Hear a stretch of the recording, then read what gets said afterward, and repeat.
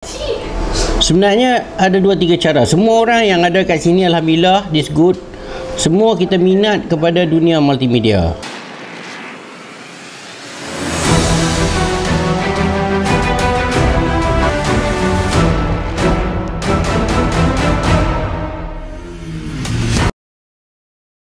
Itu yang penting. Minat dulu. Yang kedua, kita kena mencari peluang. Peluang ni sebenarnya kita boleh cipta sendiri. Macam mana dikatakan cipta sendiri? Okey. Salah satu hari ni kalau kita lihat kepada pelakon artis yang di luar sana, dia orang jadi glamour. Lepas glamour dia orang buat apa? Baru dia orang cari hala tuju dia orang. Kalau kita tengok kat TV 2-3 hari lepas, Ella tanam cili. Tapi kerana dia glamour, kameraman ataupun RTV3 ataupun RTM pergi cari sampai ke ladang dia. Alright. So kepada kita pula yang kita minat multimedia.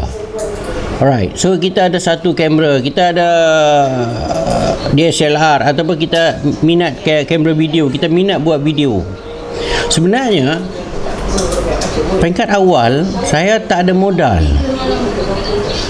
Saya dapat satu job agak mahal buat editing, lebih kurang pada bulan 6 2006, lebih kurang satu video tu untuk 20,000 buat editing saja. Jadi daripada 20,000 tu mulalah saya membelikan komputer. Lepas tu daripada situlah maka bermula era macam mana nak ciptakan peluang yang ada kepada kita. Sebenarnya dari segi production saya dah terlibat banyak. Sebenarnya saya dah terlibat sebagai editor drama. Saya ingat lebih kurang dalam 300 ke 500 tajuk lebih dah tayang TV.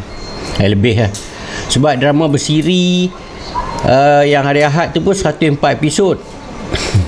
So maknanya lebih sebab saya ingat 600-700 yang dah tayang kat TV. Jadi macam mana kita nak mula? Okey, sebenarnya semua apa yang dibuat hari ni adalah benda yang untung. Okey, benda yang menguntungkan.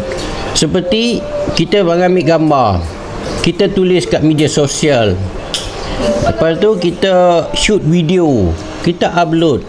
Sebenarnya itu kita membina kredibiliti kita. Macam mana saya ciptakan diri saya selepas saya dah bekerja semua bertahun-tahun. Lepas tu tahun 2006 bulan 6 saya dah bina company saya sendiri dalam bidang multimedia. Okey. Kenapa saya letak diri saya adalah Cikgu Sharif, CEGU. Kenapa? Ini dipanggil trending. Trending ni kita kena cipta. Kita kena didik masyarakat sebenarnya. Yang ini benda yang ramai tak nampak. Kita didik masyarakat, kita bawa masyarakat ke arah mana yang kita nak bawa mereka tu. Tapi ingat, macam cikgu sekarang ni, kita ada Iframinda, kita ada Zaftrat, dan kita ada beberapa company lagi. Okey, so equipment dah ada. So dulu konsep dia simple je. Cikgu bila dapat job, beli equipment. Bila dapat satu job tu nilai dia katalah 30,000. 10,000 tetap kos. Beli satu kamera yang the latest version. Profit kecil. Okey, good.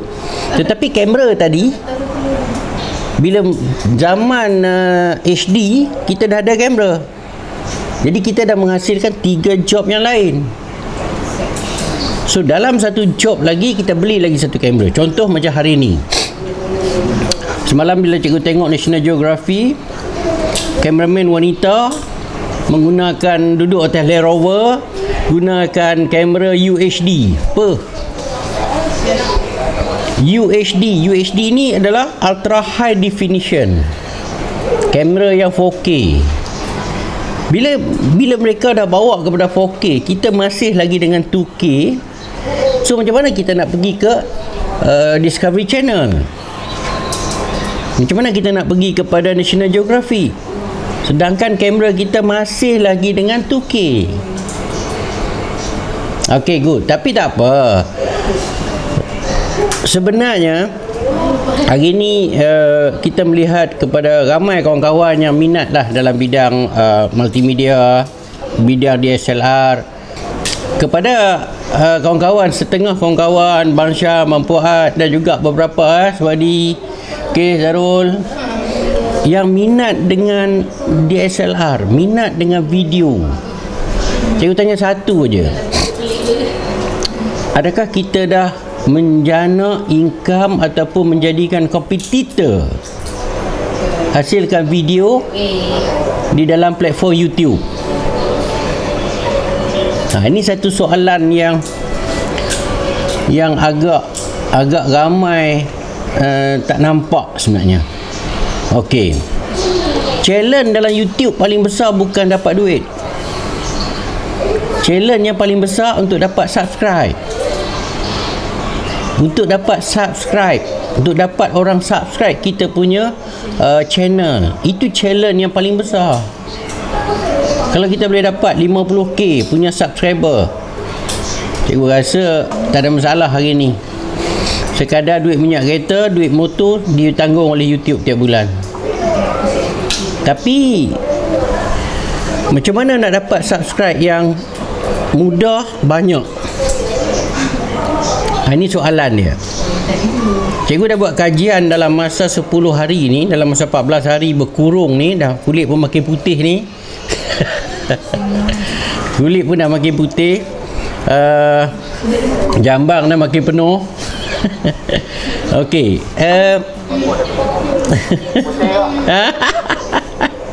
Okey, bambu apa kata putih juga kan? Okey, good. Cikgu dah buat testing subscribe. Sebenarnya dalam masa 10 hari ni cikgu mendapat lebih kurang 1,000 lebih subscriber. Baru dalam masa 14 hari ni cikgu dapat lebih kurang 1,106 orang subscriber pagi tadi. Dalam masa 2 minggu je. Why? Sebab satu je, kita kena mendidik. Okey, simple je. Sebenarnya tajuk dia kita balik kepada multimedia. Kita ada DSLR, kita ada handphone, kita ada segala-gala. Simple. Okey, kita ada GoPro. Okey, dia punya casing jangan tanya casing jangan tanya. Okey, good. Okey. Cukup. Cuma kita kena faham apa yang penonton nak daripada video sebenarnya. Apa konten yang menarik sebenarnya. Ini yang penting. Yang penting sebenarnya sekarang ni konten. Yang penting adalah konten. Okey. Dia tak susah sebenarnya. Kalau kita tengok dia punya, sebenarnya orang suka apa? Orang nak makan apa? Orang nak apa daripada kita? Kita pun selalu pergi kepada menonton YouTube, kita akan cari apa yang kita nak. Okey, contoh kita lihat kepada subjek yang dua benda yang berbeza. Satu, video memancing. Satu lagi, video pasal kain baru, sutera baru sampai. Kain dan video mancing dan kain. Okey, good. So kalau kita buat video 5 minit, sure mancing akan menjadi permintaan tinggi. Kain ni sebab ada pun tak apa, tak ada pun tak apa. Tetapi mancing ni kalau hujung minggu kena ada. Nampak? Hujung minggu kena ada. So permintaan dia tinggi. So hari ni bukan pentingnya kita hasil video cantik. Pelik tau. Ini dipanggil trend. video yang tidak cantik. Kadang-kadang video raw yang kita shoot waktu dapat ikan tu, kita upload, itu lagi hit. Itu lagi hit sebab orang sekarang ni dia tak kisah dah seperti editing, tapi editing tu bonus sebenarnya. Okey, apa yang cikgu nak sebenarnya, kita try mendidik masyarakat dengan konsep kita. Apa dia katakan konsep kita? Contoh, mancing, kita bermulakan dengan apa dulu? Kita mula start video kita tu, kita nak record apa yang kita ada, perkataan apa yang kita nak keluar, apa di mana lokasi kita. Selalunya kalau kita pergi mancing mesti naik kereta, naik mancing mesti naik motor. Masa di motor tu, masa di kereta tu, itulah dialog kita. Setiap masa kita kena ingat itu dia punya part first yang pertama. Alright, bila kita dah pergi mancing apa semua, kita record saja. Apa yang kita nak record saja. Sepanjang perjalanan tu kita record saja. Okay, right. So dari segi bila kita balik, kita dah edit. Sebenarnya yang kedua, menarik untuk tarik orang ke YouTube ialah hari ni dari segi gambar, front page dia, tu satu. Kedua, tajuk perkataan yang keluar tu. Okey, contohnya saya tengok dia memang smart dia. Tajuk dia letak apa, dibuli ikan besar di bawah jambatan, di bawah tiang. Maksudnya apa? Ikan tu siapa pun tak nampak, hanya tajuk aja, dibuli. Padahal ikan tu tangkap umpan dia tak lekat. So sebenarnya dia gagal dekat situ, tetapi digunakan tajuk itu, dibuli oleh ikan besar di bawah jambatan Tengku Bainun. Apa? Kita yang dengar, kita yang baca ni terus automatik kita jadi minat. Ini sebenarnya yang kalau boleh kita kena smart sebenarnya. Kita kena faham dulu. Satu, kita mesti ada konten yang menarik. Konten tu mesti benda yang ada tarikan masyarakat. Okey, ada yang tanya, boleh tak cikgu kita buat short film? Okey, good. Berapa ramai yang minat short film? Berapa ramai yang minat video mancing? Berapa ramai yang minat dengan hobi drone, aircraft, crash, apa semua tu? Itu konten. Itu yang kita nak bawa kepada masyarakat. Kita nak tahu berapa besar masyarakat yang berminat kepada satu-satu bidang. Jangan kita pilih bidang yang memang orang tak minat. Contoh, okay, good. Minggu ni cikgu tak boleh nak pergi ke mana. Cikgu buat tutorial. Right. Tutorial ni pula, bila seseorang itu bukan depan komputer, dia takkan menonton video kita. Bila seseorang itu dia dah mula nak buat editing, contohnya After Effects, dia rasa blur, baru dia cari dekat YouTube. Maksudnya dia secondary, dia adalah part yang kedua, peminat yang kedua. Sebab tu view dia boleh dapat 10, 15, 20. Tak apa, buat lagi, hasil lagi, sampai jadikan kita ni lubuk tutorial. Buat lagi. Jangan duk nilai dari segi view yang kita dapat tu, alah dapat 6 orang, 8 orang. Sebab orang yang betul-betul minat dengan After Effects tu tengah belajar tapi tak jumpa, tak lepas. Jadi dia buka lah tutorial kita. Okey. Yang kedua, bila kita buat walaupun tutorial ke, kita buat video apakah, kita perlu bahasa Melayu ke, kita perlu bahasa Inggeris? Tajuk dia. Maksud dia, tajuk paling atas tu basic dia After Effects. ataupun asas After Effects. Budak baru. Dua benda yang beza cikgu dah test dalam market. Bila